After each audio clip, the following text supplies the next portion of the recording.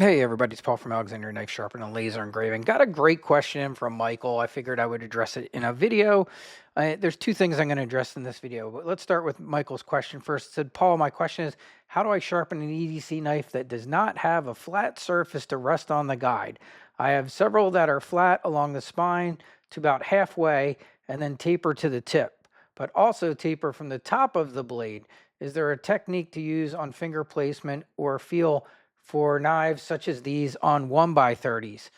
And you'll see my response was going to answer this in a video because it's a great question. My answer, some may say, is controversial, but I don't think it is, and kind of falls right into why I run my shop the way I do, and I'm very glad you brought this up.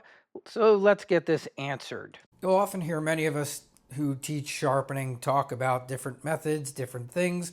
The option of having different ways to sharpen, knowing different ways of sharpening. We have our edge trailing, we have our edge leading, we have different types of machines. And my number one answer for this question is probably one that some people aren't going to like, but it's why I run my shop the way I do. Now, that said, there's always a way, but this is why in my shop, a lot of guys are always like, oh, you have so much gear, you have so much stuff, you spent so much money, you have all these different things. But this is exactly why.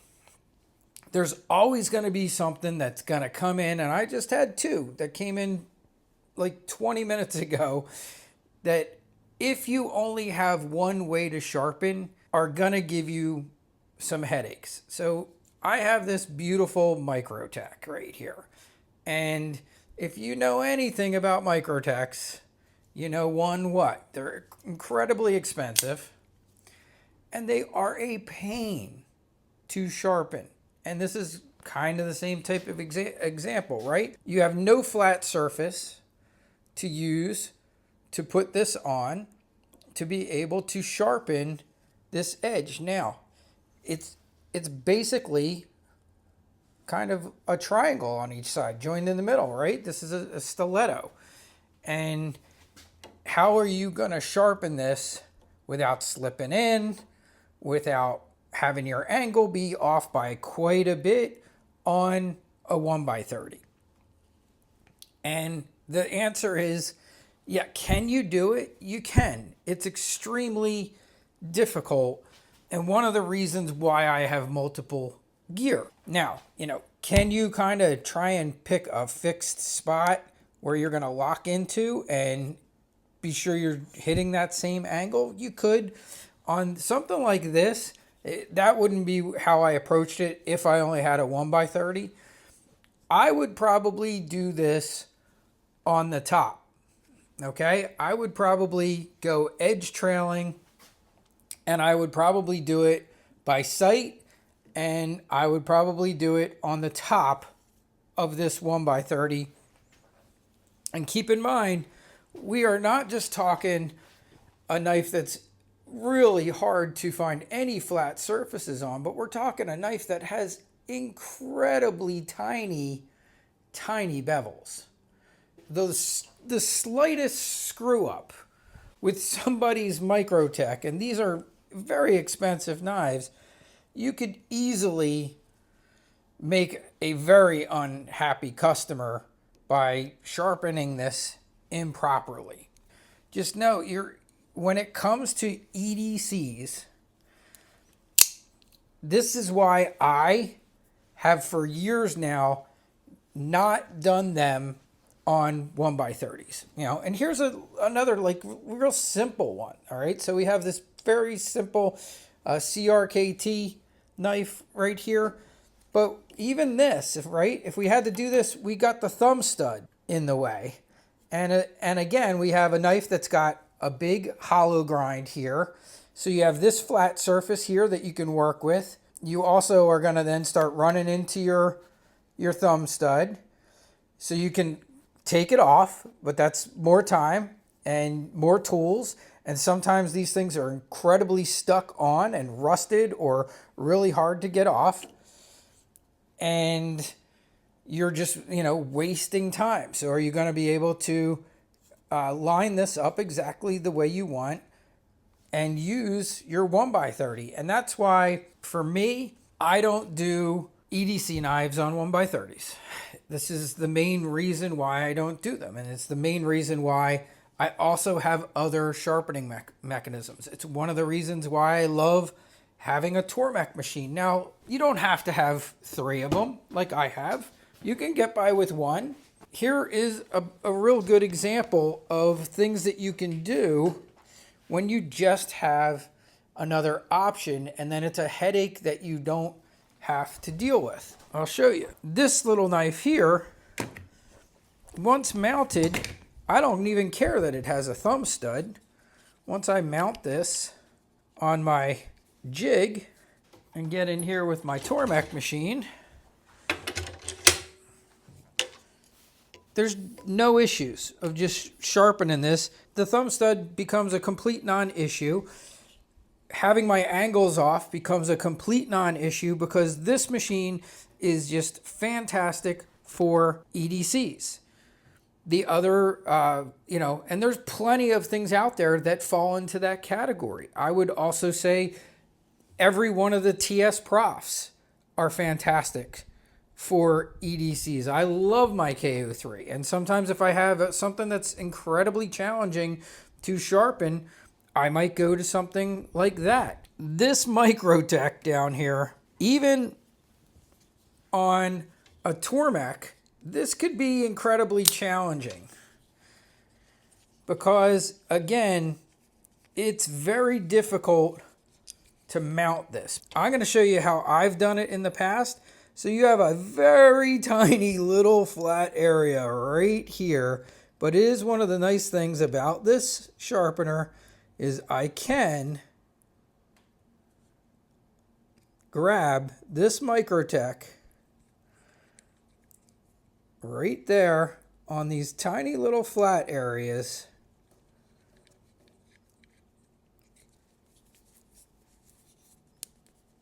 and lock this knife into this jig.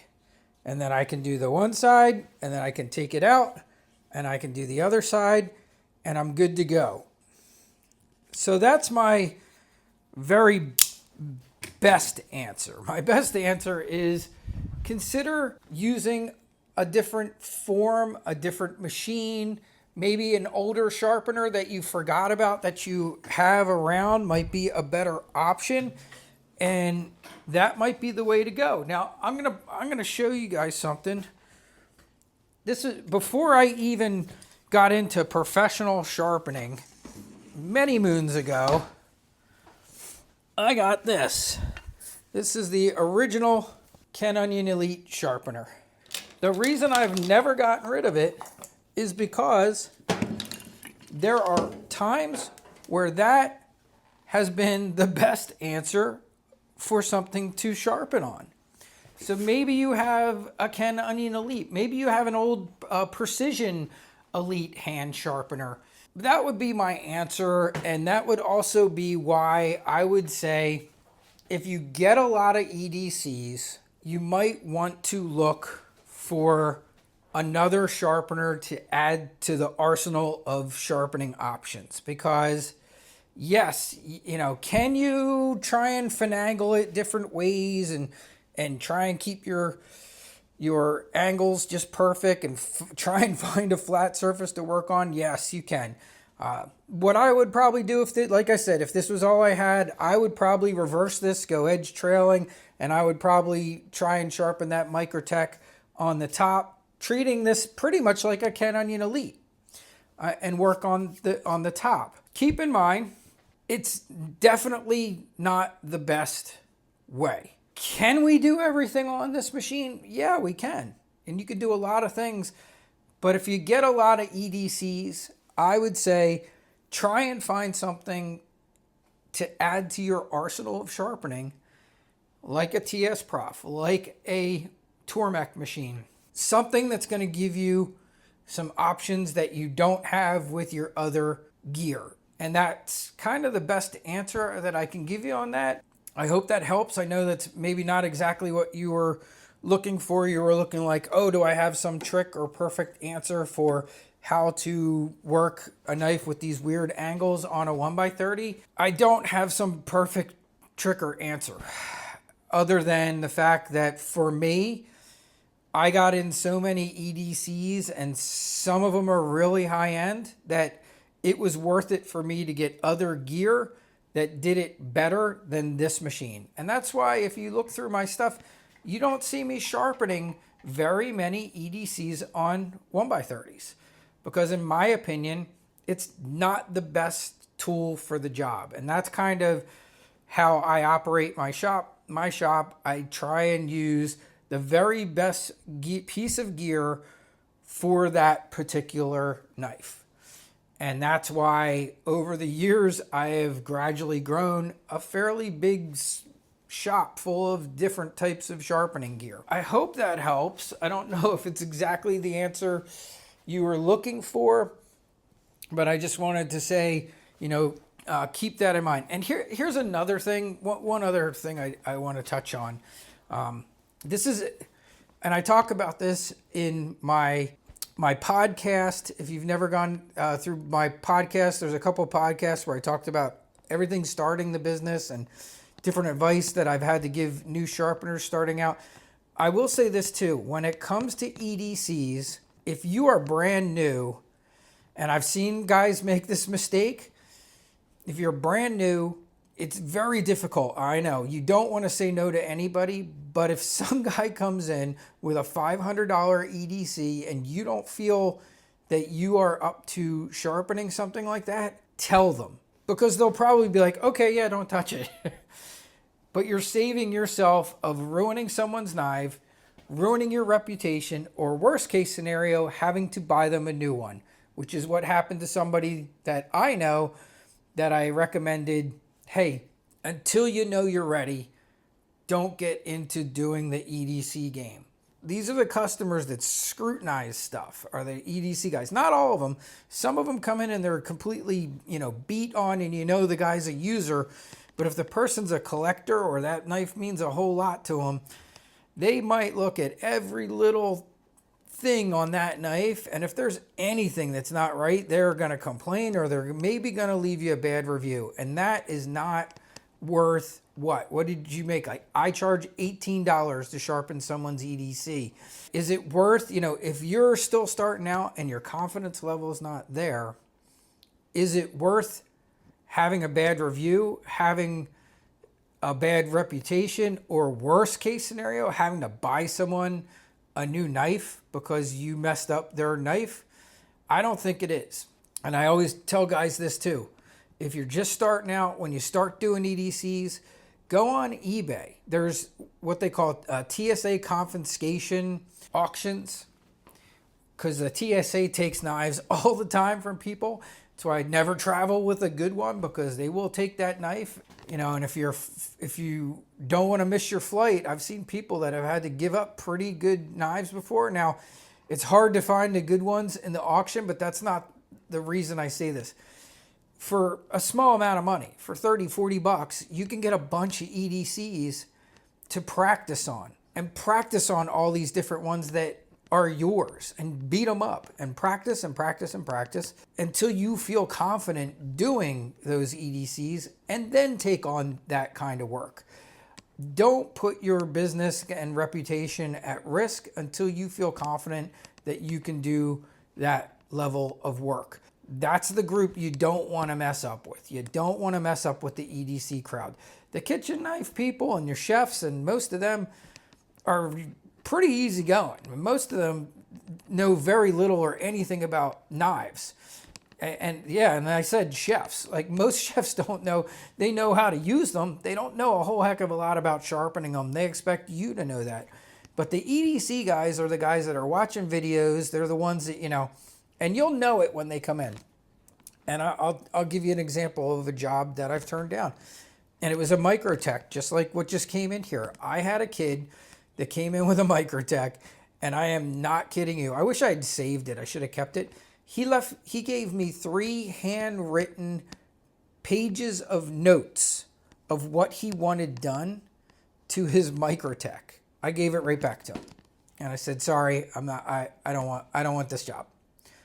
And he was like, what, can't you do it? And I said, oh, I absolutely know that I can do it. I also know that I'm very concerned that you're not going to be happy or may not be happy or might think that I damaged your knife. And he was asking for things that also to me didn't make sense. You know, he purchased, and you'll see this too when it comes to EDCs. You know, guys will buy these microtechs, which let's also keep in mind, knives have specific purposes. So that microtech is a self-defense weapon. It's a stiletto. It's designed that way for a purpose. I have had many guys come in and say, this thing's not as sharp as I thought it was gonna be. And they're looking for a knife that's great at cutting.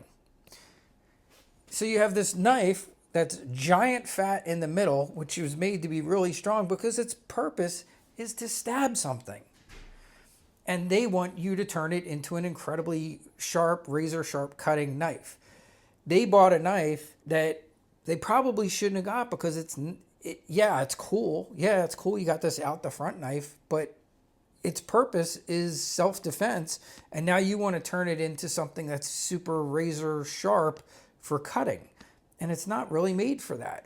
So keep that in mind too. You know, is sometimes you will get requests from people that they're not taking into consideration what was the purpose of this knife in the first place. And they might be asking you to do something that in all actuality really doesn't make a whole lot of sense to do to that knife. So don't be afraid to turn a job down or say no. It doesn't happen a ton, but it does happen a few times a year where I will say no to a job for a multitude of reasons. But if you're starting out, I would rather you say no than you take on a job that you can't do, or you damage something, hurt your reputation, or cost you a lot of money out of pocket because you destroyed something that you thought you could do. Was it worth the 18, 15, 20 bucks? I mean, some guys are only charging $5, $7 to sharpen stuff. Is it worth $7 profit if you have to buy someone a $300, $400, $500 knife because they're mad because they think you damaged it? It's not. One other topic today, and that is sharpening with gloves. Having trained many people to sharpen, I hate seeing this because so much of sharpening is being able to feel what's going on, feeling the burr, getting the feel of the machine, feeling the knife, feeling how your abrasives hit, feeling your cut tests. I mean, I've gotten to the point when I tear off 2 pieces of Uline catalog, I know immediately, I know it's too thick. If you wear gloves when you are beginning sharpening, and I don't like it, period, at all, but I mean, some people are going to do it, but you are going to expand your learning curve to learn to sharpen significantly. I'll even go as far as to say it might be the thing that keeps you from becoming great. The lack of feeling that you're going to get from having anything on your hands is going to impede your sharpening. There's just no way it's not going to. The only time you'll ever see me do it, a couple winters ago in some old videos, you'll see me wearing some cut resistant gloves that I cut the fingers off of, just like you see in that little clip there. That was a clip of a scissor sharpener who was talking about cut resistant gloves. And the only time I wear cut resistant gloves at all is when I am cleaning scissors. Other than that, I say no gloves. Ditch the gloves. You don't want them. If you're going to wear them, at least cut 1 or 2 of the fingers off so that you can feel burrs, so that you can get some feeling of what's going on as you're sharpening. And that's my advice for today. Have a great day, everybody.